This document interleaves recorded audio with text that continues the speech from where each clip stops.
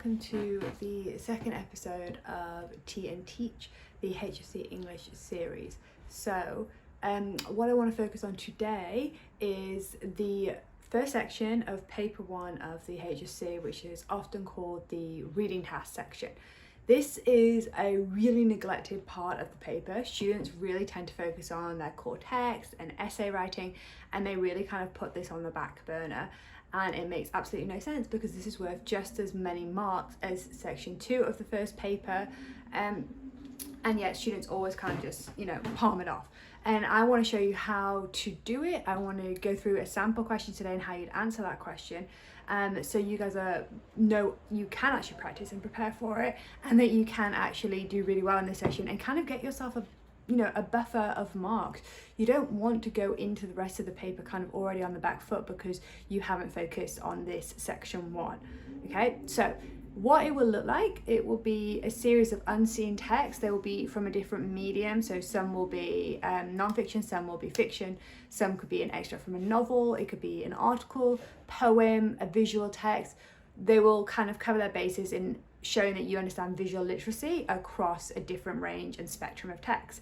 And then there will be questions based on human experiences, but as we learned from last lesson on the rubric, that's an incredibly wide range. So they really do have the scope to ask you pretty much anything about these texts. The marks also have quite a range, averaging, this is again based on the pattern they've done before and trends, it's about 3 marks going up to about 7 marks, but there's absolutely room for them to shuffle around a bit in there. So I want to start today by going through a visual text with you and a medium sort of mark, so it's 4 marks, right? So we're going to have a look at that. Now, paper 1 is where you get longer reading time, okay? You get 10 minutes to read in this paper. And a lot of students will have that 10 minutes, they will look at these texts, they will flick through, and then they will go straight to section 2 and they will do their essay. Okay, because either they've memorized their essay and they want to just, get it out, or they're panicking and they can't do the essay. That is what happens, 8 times out of 10. It's a mistake. And it's a mistake because you have just had reading time where you've gone and looked at those texts, you've looked at the questions, they are fresh in your mind right then and there, and they are worth exactly the same amount as that essay that some people are so desperate to go ahead and do. So I would always do the reading task first. When you've just done the reading, it's all fresh in your mind. You will be able to combat that in a much stronger position than you would were you to go back and do it and have to reread stuff after you've written the essay. Okay, so that's the way that I really recommend that you guys do it. So use that reading time well. Now, it's not a long time. Sometimes these texts can be really long and you are going to give yourself every possible advantage. So make sure you read the questions first, then you know what you're looking for in that text. You aren't just reading the whole thing and painstakingly trying to analyze it. You don't have time, okay? We do not have the luxury of time here. So what you guys need to do, read the question first, figure out what it's asking, and then go back and then read. It's almost a skim read sometimes, for what you can pull out that is relevant to that question, okay? That is the goal here. What is the question asking? What can I pull from this text?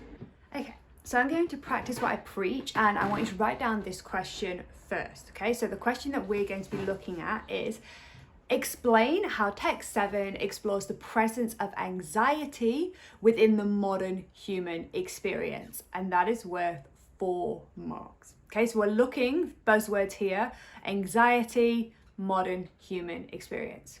Okay, so we know then that if we're talking about something that doesn't pertain to anxiety, we aren't going to be answering that question. Okay, so now let's look at the text. So have a look here. This is a classic visual text that you guys have got, all right? And as you can see, it is a newspaper article.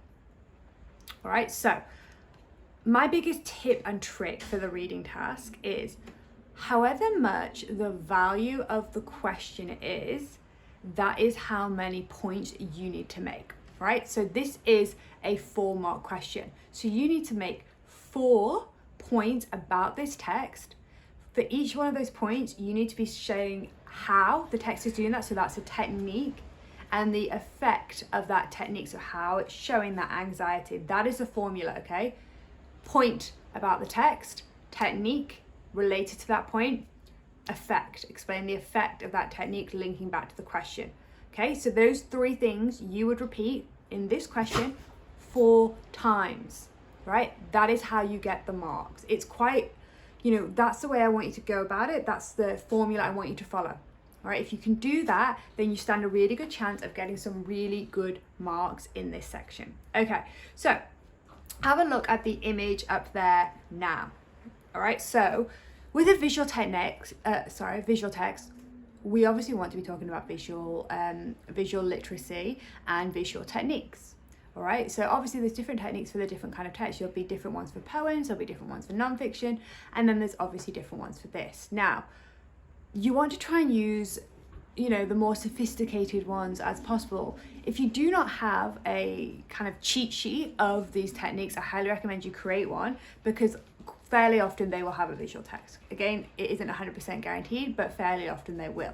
So you want to be talking about things like vectors, things like the salient image, the positioning, the composition, the demand gaze or the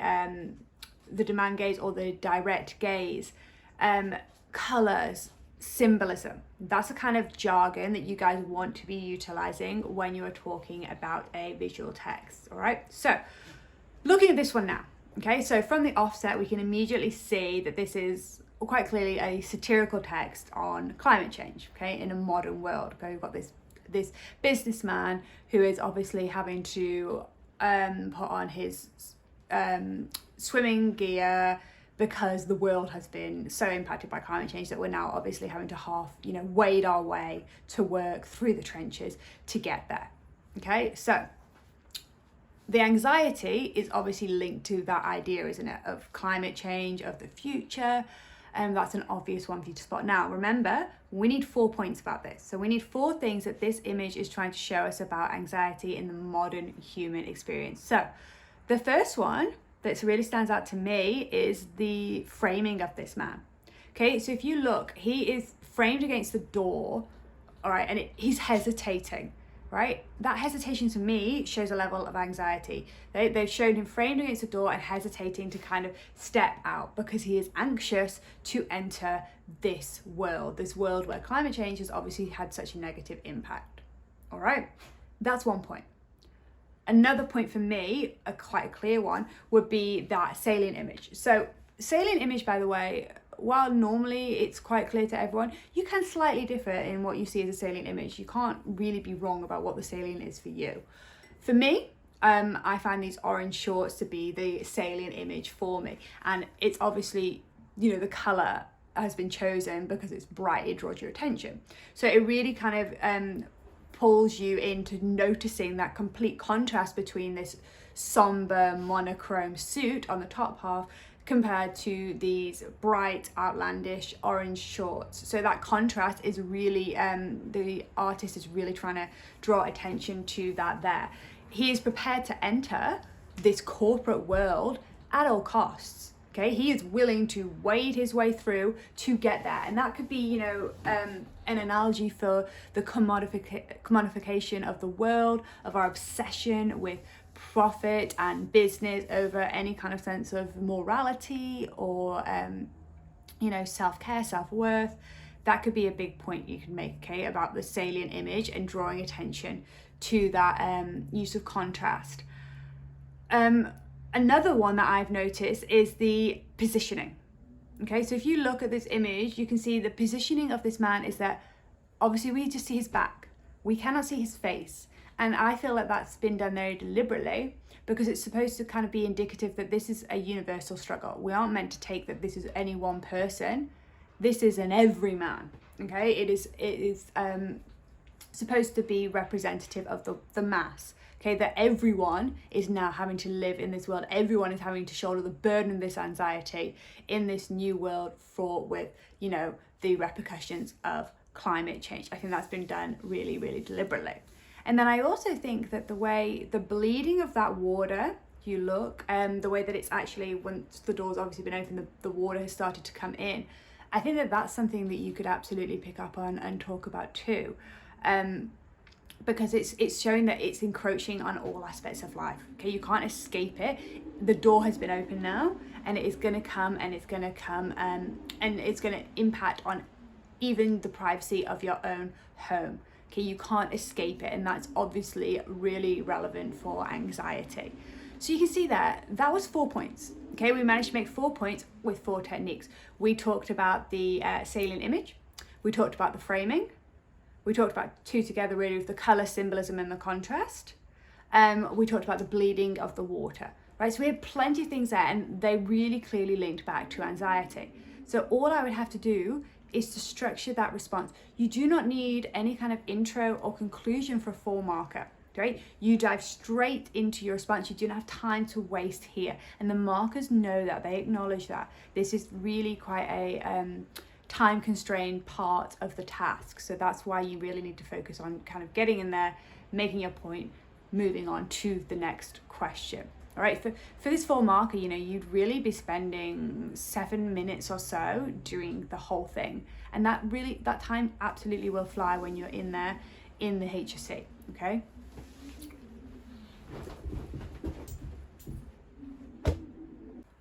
Okay, so the last thing I kind of want to leave you with in this video are some sort of sentence starters and ideas for how you could actually write this little response here. Okay, so feel with me, like I said, no waffle, no kind of intro.